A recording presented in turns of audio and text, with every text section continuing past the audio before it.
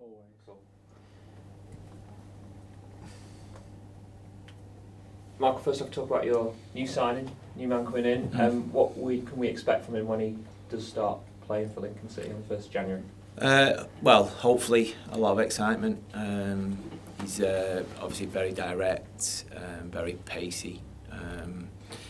Likes beating people on the outside, but he's more than capable of obviously linking with his players and certainly the forward players. So young, hopefully bags of potential.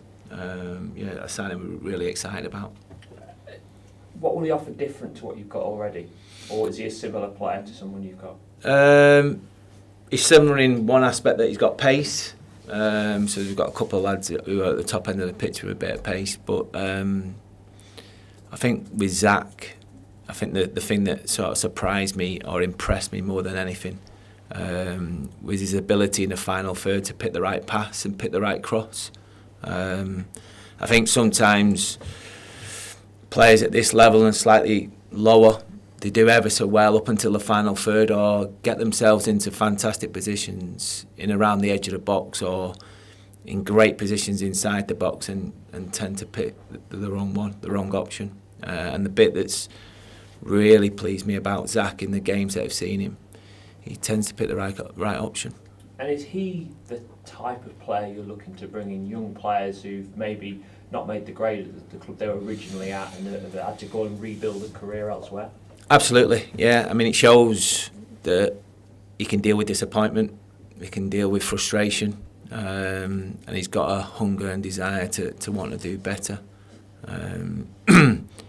Like even speaking to him before we had the opportunity to actually even sign him, you could tell that he was very, very hungry to play as high as he possibly can. And just we know as a football club now going forward, hopefully we can give players the opportunity to do that. In terms of January the 1st, are you looking to get anybody else done and dusted before then, or is it going to be wait and see? No, we're hoping. Yeah, we've got a lot of hope, and there's a lot of work going on behind the scenes. Hell of a lot of work actually. But it's like anything, the top players, the top young players, there's always a number of clubs that are interested. Some dependent on whether it's the agent, the club. You've got to be patient. You've got to play a little bit of a waiting game with some players, and make sure that you're in the frame, and make sure that they feel wanted, and you make sure that they feel they've got a platform to go and progress. And like I say, we've got plenty of people that I think we're in a right good chance of getting, and obviously the next week or so will let us know if that's the case or not. Coventry this weekend, they've got the second best home record in League One. Has that surprised you because of the fact they're not necessarily playing at home? Not in a way, no, because they've had to do it before. So as a club, they're quite resolute. They've had a tough time of it. Obviously, Mark's done ever so well. They've had to play, was it Sixfields, wasn't it? A couple of seasons back before going back to the Rico. So, they're a club that are used to a little bit of adversity. They've clearly used it to their advantage. Almost us against everyone else type of attitude. And, like you say, their record speaks for itself. And have they got a similar squad in the sense that they've got quite a few experienced professionals, but also some young players coming through? Are they the similarities you see between the two clubs? Possibly. I mean, obviously, Mark lost quite a few players in the summer, to be fair. But what he did do, obviously, he had the opportunity to sort of rebuild the squad, and he has, I suppose, so far put a squad together that seemed throughout the league and the division as a very good footballing squad. Play really good football, exciting going forward, and obviously we're going to have our hands full to make sure we try and stop that this week. And is this going to be the next 4 games especially a real test of where you are as a team and where your players are in terms of their ability in League One? I think it is. It speaks for itself, the games that we've got coming up, the next 4 or 5 games. Obviously Wickham are sitting at the top of the pile at the minute. and rightly so. They've done ever so well. They've been fantastic. But the other teams that were playing over the Christmas period and New Year, pretty much the best teams in the league at the minute. So I think they're the teams that you want to play. And the good thing from our point of view, we'll come out of Christmas and New Year period pretty much knowing that we've faced all the big sides in the division. So there should be nothing to fear once we get Christmas and New Year out of the way.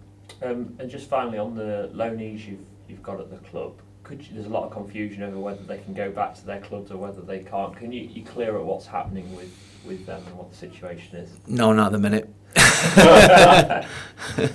No, I mean, obviously we've got games to play at the minute, and I don't want them getting their heads turned by what could happen, what might happen, what should happen.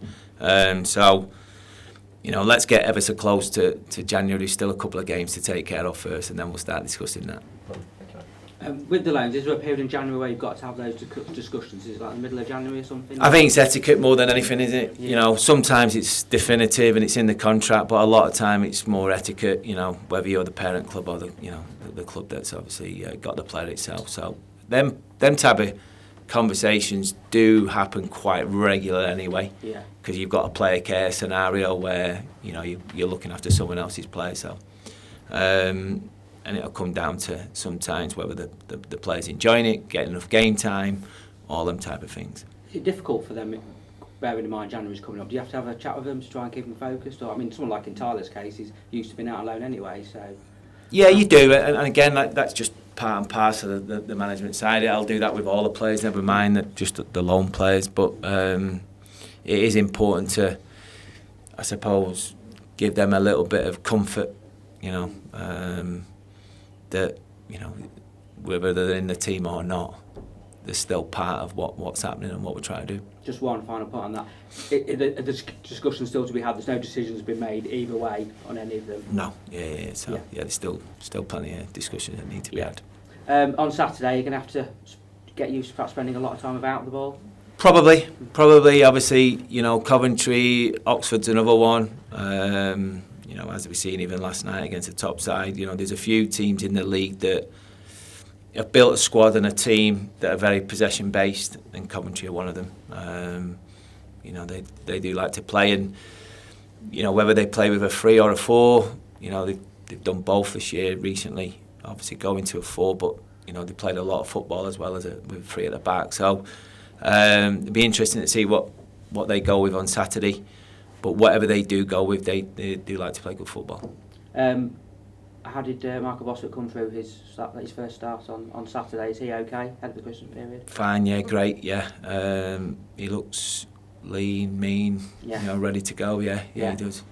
That's a big boost out of Christmas. And these 2 wins, has it taken a little bit of pressure off going into what is a really tough one of games? Does it give you a bit of breathing space? I don't know if it's pressure, but maybe a little bit of belief for the players. You make your own pressure. At the end of the day, you want to win every game and you want to be successful, but there's a realisation of where we are as well. But definitely from a belief point of view, probably for the players, gives them obviously confidence going into a tough period. But you could argue our best performances have been against the better teams in the league anyway. So, let's hope we get the rubber of the green, a little bit of luck on the day over the next few weeks, and hopefully, look forward to the new year. What is it about playing the better teams? Does it bring out? I think it's just natural in any league that you play. I think. I remember as a player myself, for whatever reason, I can't explain it. The bigger and the better team I played against, the better I performed. And I see our lads are no different to that. It's a challenge. They know they're going into the game knowing that if they're slightly off it, we'll get punished. Yeah, thanks, mate. Michael, go to St Andrews on Saturday, only 2 sides open. You partly talked about it with Rob, but do you think from your experience as a player and then as a manager that only having 2 sides of the ground makes any difference either to the home side or the visitors, or do you think professionally once that whistle goes you're oblivious to it? I think over a time Coventry must have got used to it. There's no doubt about that. Obviously they've well, like I say, they've got one of the best home forms in the division, so they're clearly used to it. Probably feels a bit weird at first for the players, but a couple of minutes into the game, like the lads are at it, that they've got the focus, they know who they're up against, their individual battles, and obviously, once it gets going, it won't make that much of a difference. And Saturday, only the 6th time we've ever played Coventry away in the Football League, and the first Football League visit to St Andrews since 1954-55, so it's a rarity for the faithful. What's your message going in both to Saturday and also obviously the Christmas period to the wonderful band of the faithful, especially the travelling faithful? Yeah, I mean, to be fair, they've been fantastic since they've walked through the door at the football club, and they've given the players on some of the away trips that we've had a massive boost, and there's no doubt about it. We've got 2 big away games coming up, and we're going to need their support more than ever. Probably especially Saturday, the fact that it's not going to be a full stadium, nowhere near a full stadium because of the size of St Andrews. So let's try and make it feel like it's a little bit of a home ground. And then obviously, with Oxford coming up, a place I know very well. It's a little bit different, 3 stands, but the away support again can make themselves heard.